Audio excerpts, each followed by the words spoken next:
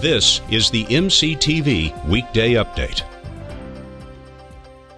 Welcome to the Monday edition of the MCTV Weekday Update. I'm Abby Fallon. And I'm Diego Aguilar. Students headed to campus a little late this morning after a winter storm system led to delays earlier today. That's right, Diego. The Texas Tech community enjoyed a snow day yesterday, but that led to the potential of dangerous travel conditions that pushed administrators to delay classes until 11 a.m. A fast-moving storm system arrived on the South Plains Saturday night, starting with rain and eventually transitioning to snow on Sunday morning. The Lubbock area was covered by clouds all day Sunday, with periods of snow falling throughout the day. But the early snow melted during the day, and below freezing temperatures overnight created the possibility of black ice for the morning commute. This was the view from campus just before classes resumed at 11 a.m. Although the ground was still covered by snow, almost all of the roadways and sidewalks were clear, with many areas already dry. The morning also started with clear skies and sunshine, and any remaining snow and ice has already begun to melt. Along with Texas Tech, most area schools and government offices also had delayed openings. But as of this afternoon, the hazardous conditions have disappeared. Coming up later, MCTV weather specialist Elisabeth Herring will have more details on this weekend storm. This weekend's winter storm had a big impact around the hub city over the weekend, but luckily one thing that wasn't affected was the power grid. Even though power outages may not have concerned local residents, electricity was still on many people's minds as the city continues with an historic change. On Saturday, Lubbock Power and Light hosted a retail electric provider shopping fair at the Civic Center.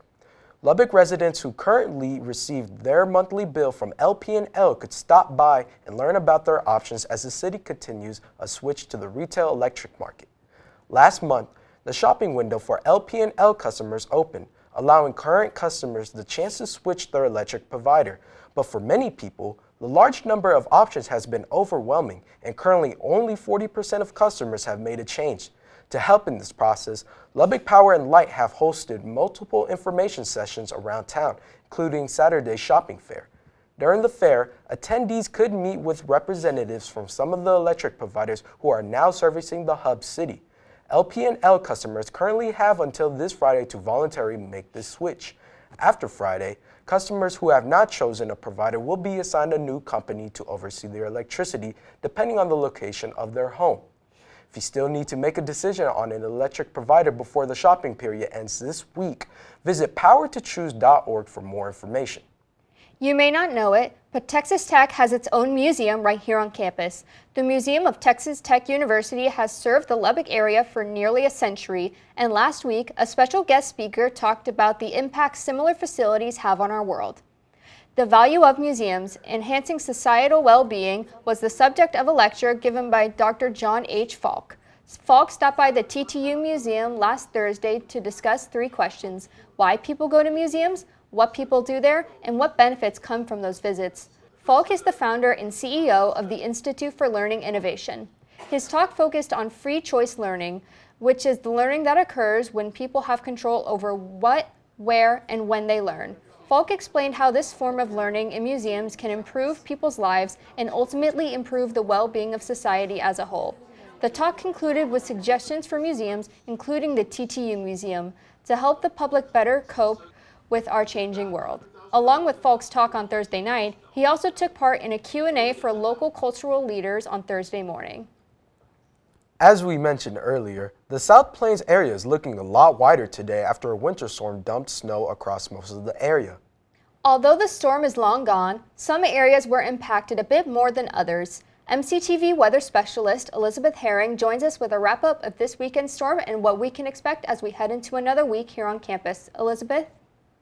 Thanks, Abby. Taking a look outside, there is still some snow hanging around the ground in the shady and grassy areas. However, most of the snow on the sidewalk and street has melted away, and all we are left with is some puddles around town. However, we did see quite a storm this past weekend, with the snow heading in Early Sunday morning, we saw around 7 a.m. really covering almost the entirety of the South Plains right here, and that stuck around throughout most of the day. It tapered off as we got into the evening time, and around late Sunday, we really started to see it move out of the South Plains area, and then by Monday morning, we were completely clear. Taking a look at the impressive totals we saw from this weekend, Plainview over a foot of snow, seeing 14 inches, Hale Center 10 inches, Abernathy 8 inches, New Deal 6.5 inches. Here locally at the Lubbock Airport, we saw just 3 inches under that with a total of 3.6 inches, and Morton saw 2 inches. We also saw some rain prior to the snow this weekend. Most of the South Plains seeing about an inch, some seeing more. Plainview, Matador seeing about an inch to 2 inches of rain. Here in Lubbock, we saw about half inch of rain. That doesn't put us ahead looking at our drought monitor. However, some of the southern parts of the South Plains as well as the western and northern parts still a little bit dry. However, as we head into spring, we should see some more rain. Looking at our lows for tonight, still staying in freezing for most areas. Snyder 32, Aspermont 32, Plainview 20 degrees, Morton 25 degrees. If you're headed out late this evening or early tomorrow morning, be sure to drive carefully as some of the leftover snow and ice that has melted from today could refreeze with our freezing temperatures tonight. Tomorrow it looks like we are going to warm up even more with some beautiful sunny skies. Snyder 67 degrees, Plainview 56, Morton 61, up in Turkey 62, Matador 63. Definitely a much warmer day tomorrow, and we should see all that snow and ice completely melt away. Tonight here locally in Lubbock, we have a low of 26 degrees with a slight breeze. Again, if you're headed out driving late tonight or early tomorrow morning, be sure to watch for any ice on the roads. Tomorrow, a gorgeous day with a high of 63 and a wind of 12 miles per hour and sunny skies. As we head into the rest of the week, it looks like we are going to hang out in the 60s. Wednesday, if you have any outdoor Valentine's Day plans, it looks like we are going to have beautiful weather with a high of 68. Thursday, a little bit cooler with a high of 65. As we head into this weekend, we are going to cool down once again. Friday, high of 57. Saturday, cooling down just a little bit more with a high of 49. We'll also see freezing temperatures those nights with lows in the 20s and lower 30s. Sunday, we are going to warm up once again with a high of 64 degrees. Monday, a little bit warmer, almost topping 70 with a high of 69 degrees. It looks like we are headed for some beautiful spring weather. I'm Elizabeth, and Diego and Abby, it's back to y'all. Thanks, Elizabeth. Both the Texas Tech Red Raiders and Lady Raider basketball teams were in action over the weekend as the USA hosted its first and only conference doubleheader of the season. Even though both teams were hoping for positive results, only one team found their way into the win column. The number 23 ranked Red Raiders kicked off Saturday's action, taking on the UCF Knights in a mid-afternoon tip-off. The Knights kept things close throughout the game, but Tech maintained the lead all the way to a 66-59 victory. Darian Williams and Warren Washington recorded double-doubles in the showdown, and Kerwin Walton scored 12 points off of 4 3-point shots to help the team end a 3-game losing streak. The Red Raiders now prepare for one of the biggest matchups of the year, as the number 6 Kansas Jayhawks head to town tonight. Tech will enter the contest unranked, but a win could help the team get back in the top 25 next week. Tonight's tip-off is set for 8 p.m. with TV coverage on ESPN. Later on Saturday, the Lady Raiders took over the court at the USA as they also faced UCF in hopes of ending a losing streak. Fortunately, Tech couldn't get back in the game quick enough after UCF put up 21 points to the Lady Raiders 9 in the first quarter. Tech fought hard in the fourth, but ended up losing 64-69. The loss extends Tech's current losing streak to 3 and also drops the Lady Raiders to 5-7 in conference.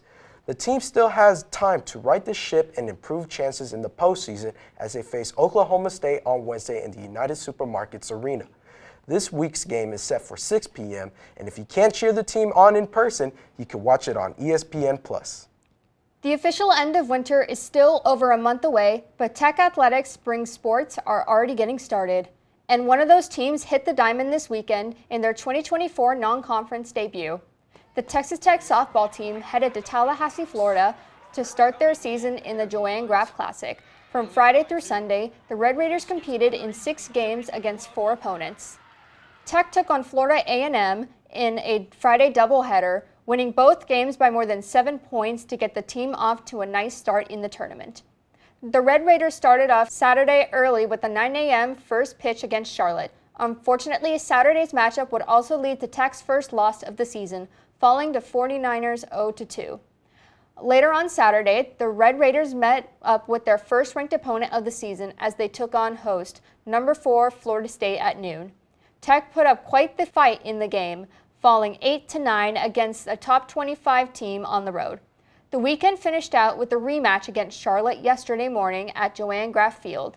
The Red Raiders hoped to avenge their previous day loss, and they did just that, winning 2-1 and finishing out the tournament with an overall record of 3-2. The Red Raiders still have almost 3 full weeks before their home opener at Rocky Johnson Field. Next up, Texas Tech heads out back on the road to meet up with the Sam Houston Bobcats in San Marcos. First pitch is scheduled for Friday at 6:30 p.m. to start the Texas State Tournament. Super Bowl 58 took place last night in Las Vegas, Nevada, and even though neither Texas team was involved, many local fans were still invested in the biggest game of the year.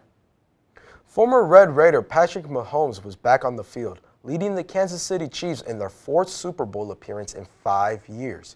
The Chiefs met up with the San Francisco 49ers at Allegiant Stadium, but Kansas City started slow against what many consider the best team in the league.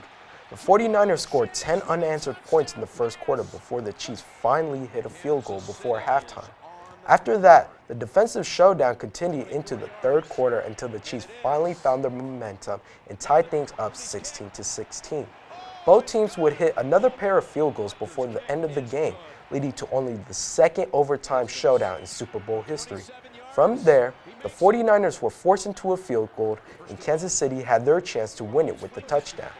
Mahomes led the team down the field in the first and only overtime possession, finishing with a 3-yard touchdown pass to McCall Hardman and ending the game in victory.